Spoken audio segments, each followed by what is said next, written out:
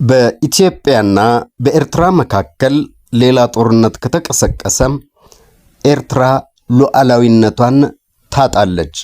ይህንን አቋም የሚያራምዱት የቀድሞው የኢህአዴግ ከፍተኛ ባለስልጣንና በይበልጥ ደግሞ በኮሙኒኬሽን ሚኒስትርነታቸው ይታወቁ የነበሩት አቶ በረከት ስምዖን ናቸው። ይህንን የአቶ በረከት ስምዖንን አቋም በተቃርኖ ቆመው በብዕር የሞገቱት ደግሞ ልዑል ልጅ ሙልጌታ አስራተ ካሳ ናቸው። በማህበራዊ ገጻቸው ላይ ልዑል ያሰፈሩትን ሐሳብ እንደወረደ እነሆ። በአሜሪካ የሚገኝ አንድ የኢትዮጵያውያን መገናኛ ብዙሃን ባስተላለፈው መርሃ ግብር ላይ አቶ በረከት ስምዖን በኢትዮጵያና በኤርትራ መካከል ሌላ ጦርነት ከተቀሰቀሰ የኤርትራ ሉዓላዊነት ያሳጣታል ሲሉ ላነሱት መከራከሪያ ምላሽ ለመስጠት ተገድጃለሁ። ስለኔ አቋም ከመፍረዳችሁ በፊት ይህንን ድል ያነሳሳኝን ምክንያት ላስረዳ። እንደ አውሮፓውያን አቆጣጠር በግንቦት 1991 የለንደኑ ስምምነት ዋዜማ ላይ በወቅቱ በብሪታንያ የኢትዮጵያ ኮሚኒቲ ሊቀመንበር የነበሩት ፕሮፌሰር ማሞ ሙጬ ከመንግስት ከኢህአዴግና ከኢሃፓ መካከል ስለሚደረገው ጉባኤ ከቻናል 4 ጋዜጠኛ ጆን ስኖው ጋር በሚደረግ ቃለመጠይቅ ላይ እንድሳተፍ ጋበዙኝ። በዝግጅቱ ወቅት ጆን ስኖው ከአስመራ የተላከ ቴሌክስ አሳየኝ። መልእክቱም ግልጽ ነበር። ባለፈው 1 ሰዓት ውስጥ የኤርትራ ነጻነት ህዝባዊ ግንባር የኤርትራን መዲና አስመራን ተቆጣጥሯል። በድንጋጤና በከባድ ራስ ምታት ውስጥ ሆኜ ለካሜራው እንዲህ አልኩኝ። ይህ ለኢትዮጵያ የሐዘን ቀን ነው። የኔ አመለካከት የተቀረጸው በወጣትነቴ የኢትዮጵያ የመጨረሻው የኤርትራ ሲቪል ጠቅላይ ገዢ ልጅ በነበርኩበት ወቅት ነው። እኔና ወንድሜ ዶክተር አስፋው ወሰን በትምህርት ቤት ረፍታችን ወቅት አባታችንን ተከትለን በኤርትራ ከተሞችና መንደሮች ስንዘዋወር የነበረው ትዝታ ዛሬም በዓይነ ህሊናዬ ይታየኛል።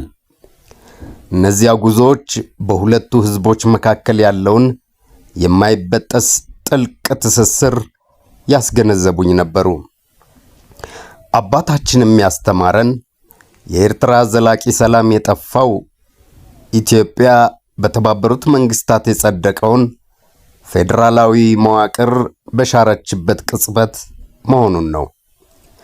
እነዚህ ሁሉ ችግሮች ቢኖሩም የነበረኝ ጽኑ ተስፋ ግን አንድ ቀን ድንበሮች እንደሚጠፉ፣ ሰዎችና ሸቀጦች በነጻነት እንደሚዘዋወሩና የጋራ ህልማችንን የምናሳካበት እውነተኛ ኮንፌዴሬሽን እንደሚመሰረት ነበር።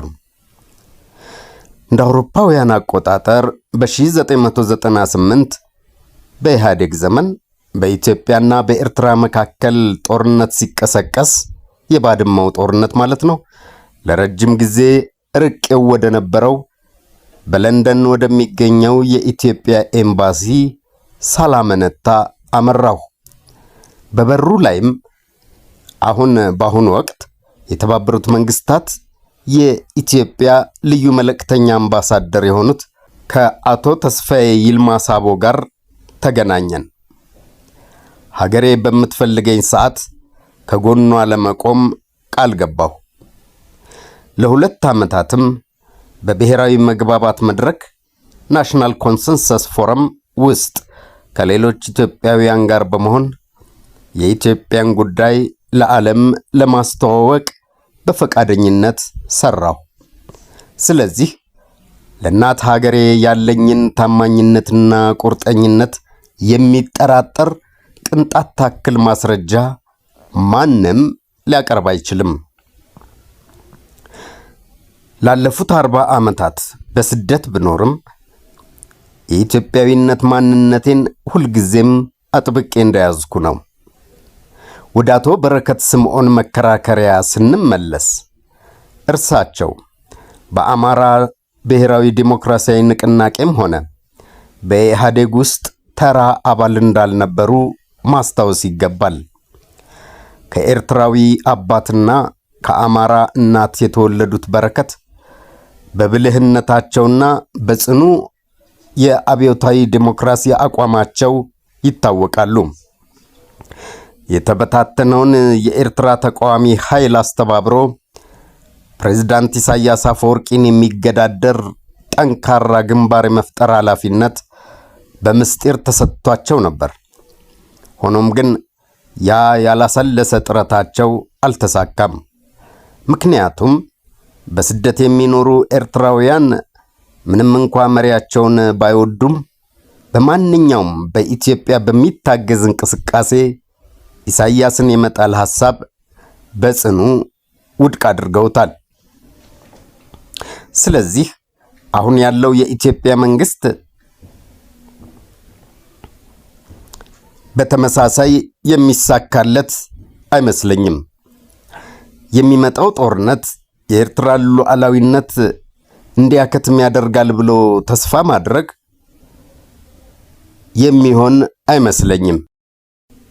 ይህ ጽሑፍ አድማጮች አቶ በረከት ስምዖን ምናልባት በኢትዮጵያና በኤርትራ መካከል ጦርነት ከተቀሰቀሰም ከዚህ ወዲያ ኤርትራ ሉዓላዊነቷን ፍጹም ልታጣት ትችላለች የሚል አቋም ካንጸባረቁ በኋላ ልጅ ሙልጌታ አስራተ ካሳ ከአቶ በረከት ስምዖን አቋም በተጻራሪ ያንጸባረቁት የግል አቋማቸው ነው። ተስፋ ያለነ ዩቲዩብ ቻናልን ላይክ፣ ሰብስክራይብ፣ ሼር በማድረግ አግዙን።